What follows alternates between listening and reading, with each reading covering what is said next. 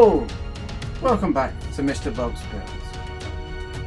In today's episode, I provide the briefest of updates on progress with the gun, but spend most of my time talking about painting the faces of figures in 1/72 and 1/76 scale.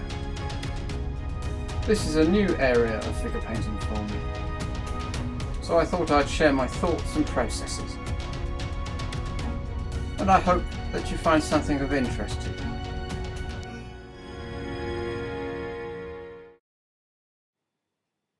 The progress update is that there hasn't been much progress.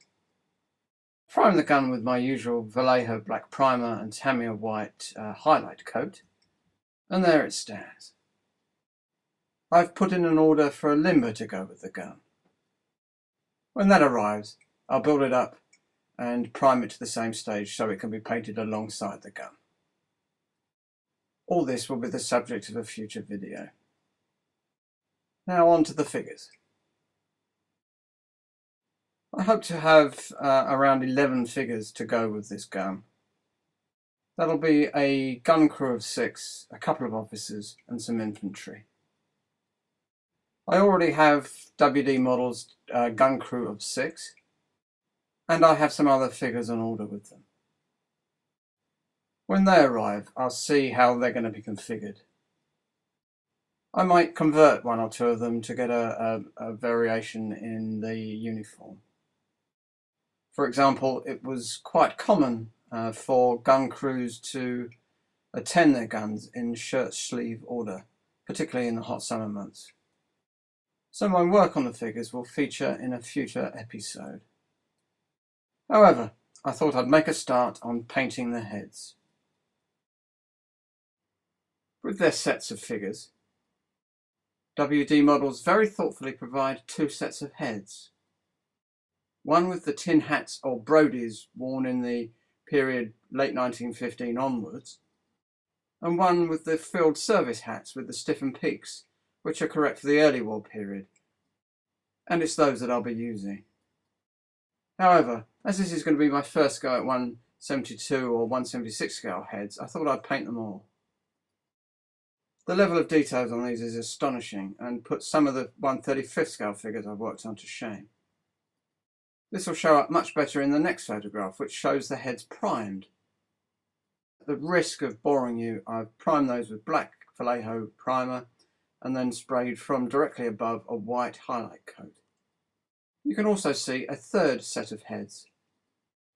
These bare-headed chaps come from Dan Taylor Model Works, link in the notes as usual.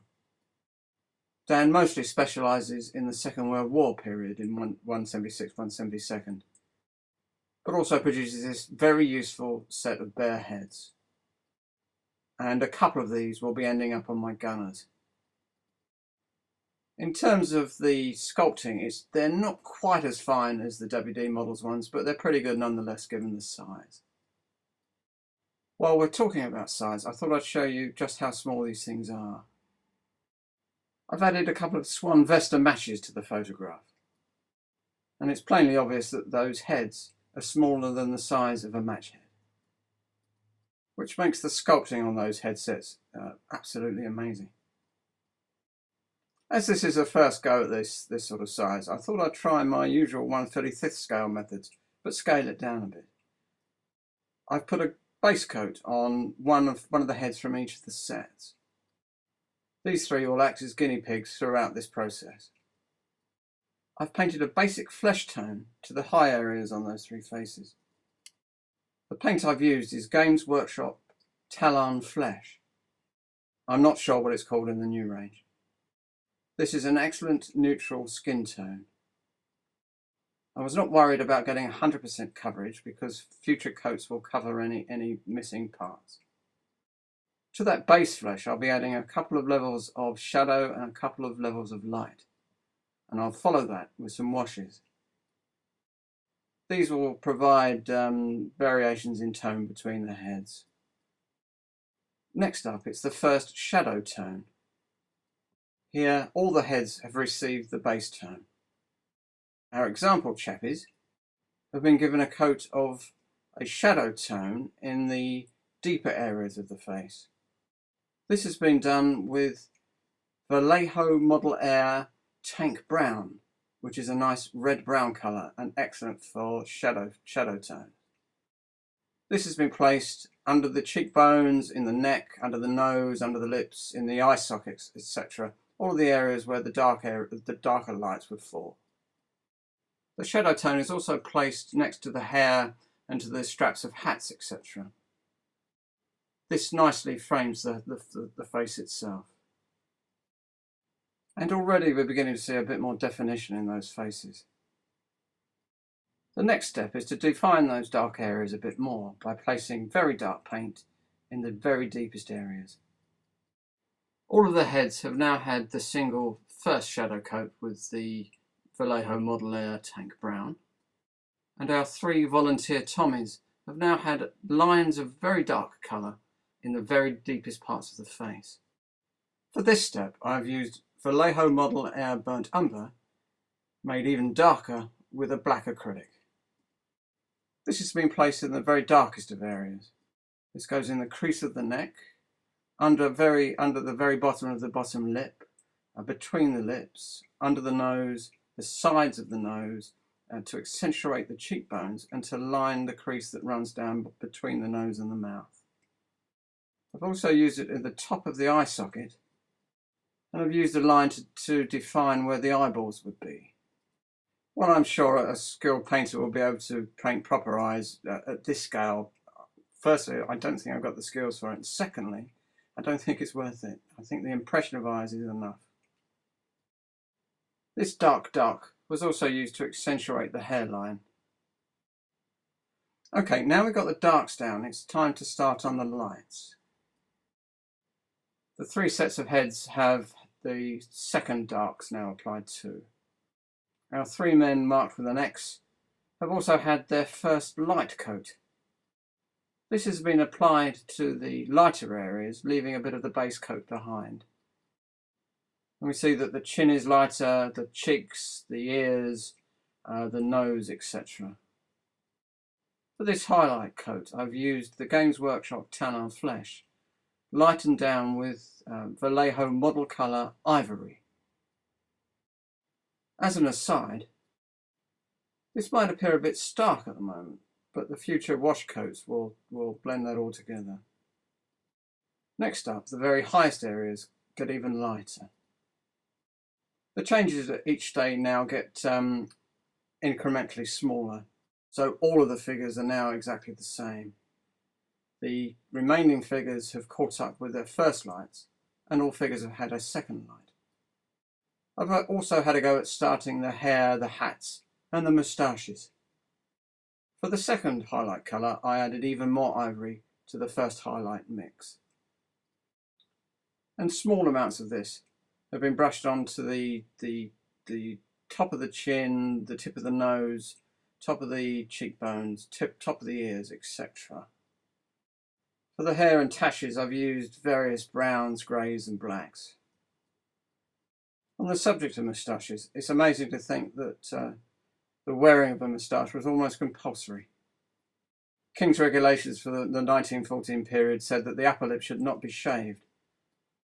And while new recruits might have struggled to grow a set, the old-timers, the NCOs and the officers were almost universal in showing a bushy growth. I understand that even as late as 1915 orders went down for this regulation to be enforced, but I don't think it was enforced very hard. And I think it went out of the window when the need for tight-fitting gas masks became universal. Okay, we're nearly there. Next up, I placed the smallest dot of almost pure ivory on the tip of the nose, above the eyebrows, on the chin. I've also applied washes to these faces. Now, when I say a wash, I mean water stained with paint. All of the heads received a wash of the base colour. The tip of the brush is dipped into the wash, most of it is wicked out onto a piece of tissue or kitchen paper, and then it's very lightly applied to the face. This was allowed to dry and then a second coat was applied. The purpose of this is to knit all of the various tones together. To add a bit of tonal variation so they don't all look the same, Some of the figures received a further wash with purple, some with a red, some with brown. The differences are subtle. That's intended, but it doesn't show up absolutely in these photographs. A few of them had a bluish wash to the chin areas too. Looking at these photos suggests that I need to touch up one or two areas, but that'll be done before the next photo appears. Now let's have a look at what the just about final heads look like. They might well be touched up when they go on a figure. First up, here's our boys with the flat field service caps. These and the other finished heads have had a bit of red wash on the upper cheeks. This is to warm them up a bit. This was placed on the lower lip too. These have turned out well, and there's a nice variation in the characteristics there. I think your man on the far right is destined to be an officer. Next up we have the bareheaded boys. Again, these are going to look good on figures, and I'm pleased with them. Now, for those of you with an interest in British football, if you're building up a Subbuteo team for the late 1970s, early 1980s Liverpool side, the fella second from the left will make a very good Graham Souness. Finally, here's the boys with the Brodies. Another set of fantastic heads from WD Models. I'm going to be building a Mark I British tank from 1916 later on this year, and those heads will fit very nicely on some figures that will be walking alongside that. Well, I think it's time to wrap it up, and I'll leave you with an image of the finished heads.